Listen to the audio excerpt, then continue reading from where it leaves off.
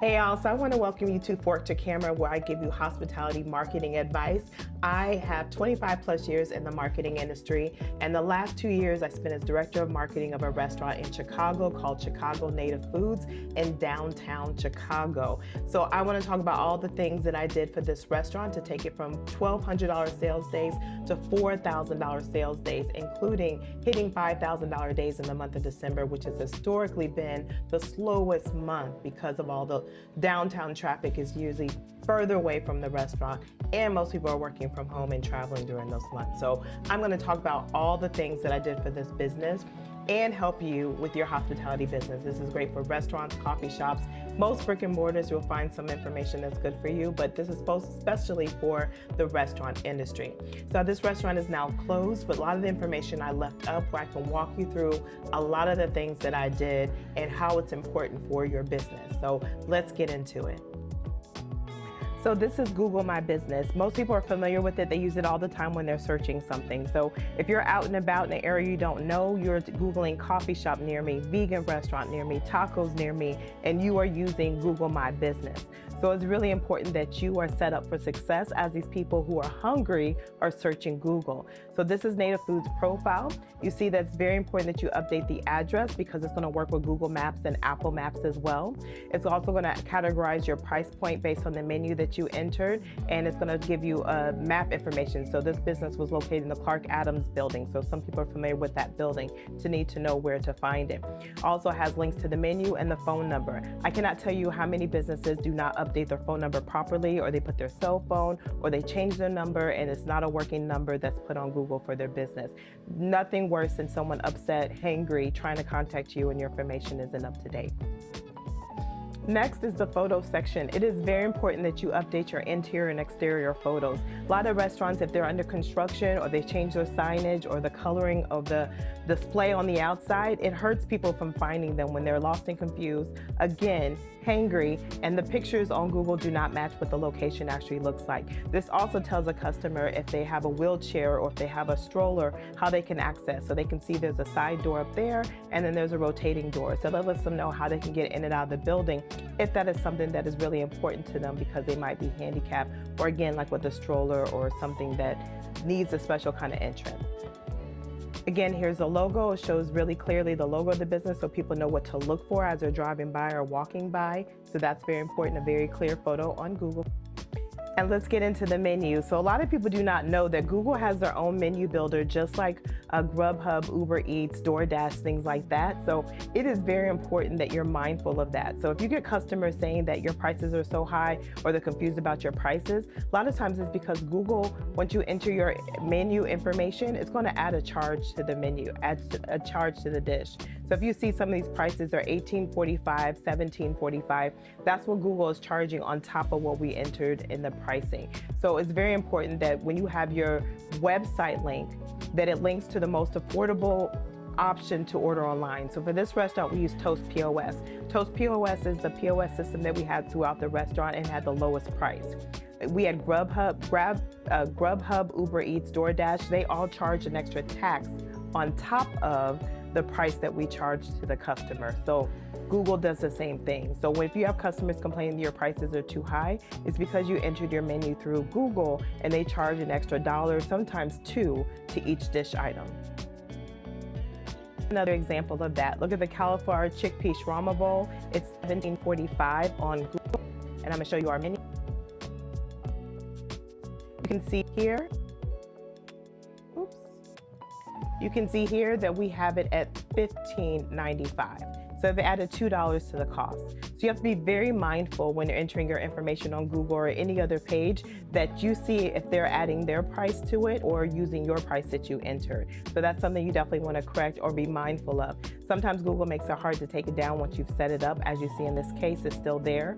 So what is important when customers actually go to order, you fix the link to order. So the link to order on the website goes to Toast, where they're going to see the $15.95 price, not the $17.95 price.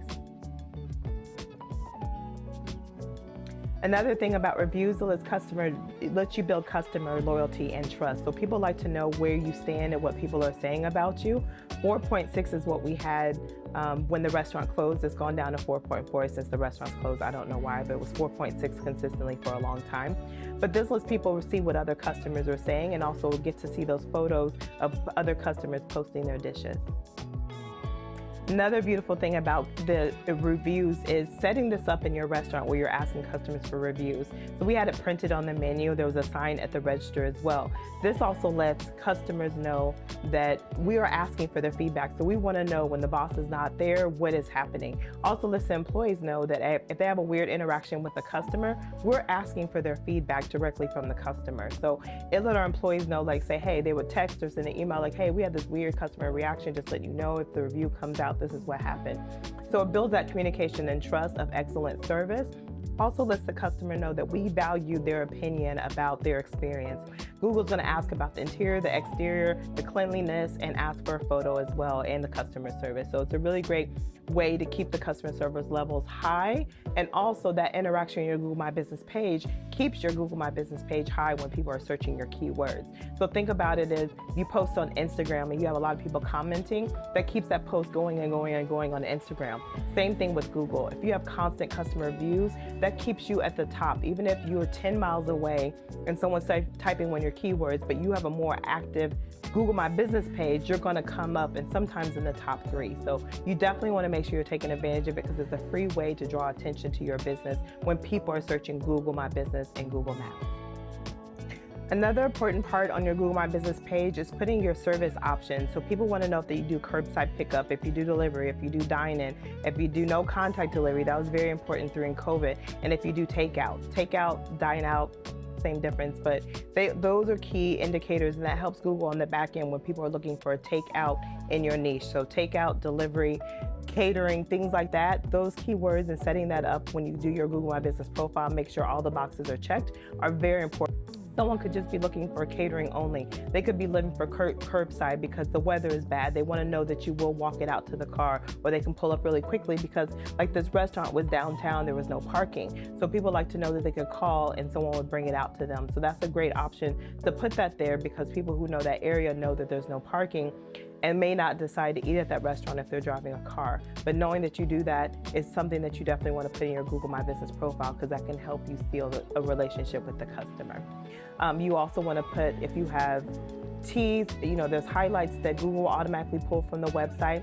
But what's really important is wheelchair accessible right up here, wheelchair entrance, wheelchair toilet. Some restaurants do not have a public toilet, so putting that out there is for someone who might have a medical condition or small children. They want to make sure that you have a restroom on premises, which isn't common all the time. You would think it was. So putting that in the description for someone who's looking for that is very important. Also, if you sell alcohol, it's right over here. People want to know if you have alcohol or not, and if you have coffee. That's really important to mark that and update that.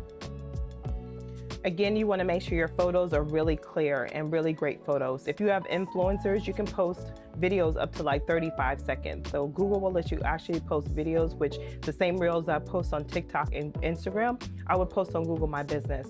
They allow up to 35 seconds. So make sure they're powerful and they're straight, but you want to make sure that you are posting just as often on your Google My Business page as you are on TikTok and Instagram. But again, there might be some limitations if you have a longer video. What's also good to know, I can't tell you how many restaurants have not updated their photos. So if they may change their menu every quarter, every 3 months, and they do not update the photos of their new menu dishes on Google. So people are constantly calling about a dish that they no longer carry. So it's very important that when you take those photos of your new dishes, you upload it to Google Photos as well.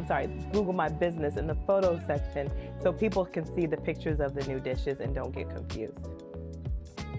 So I hope that was helpful. Google My Business, again, is one of my favorite social networks. A lot of people sleep on it and do not realize the power of Google My Business for their hospitality industry business. So I cannot emphasize that enough. So I hope you learned something. Follow Forward to Camera. I'll be covering a plethora of different marketing tools that you can use.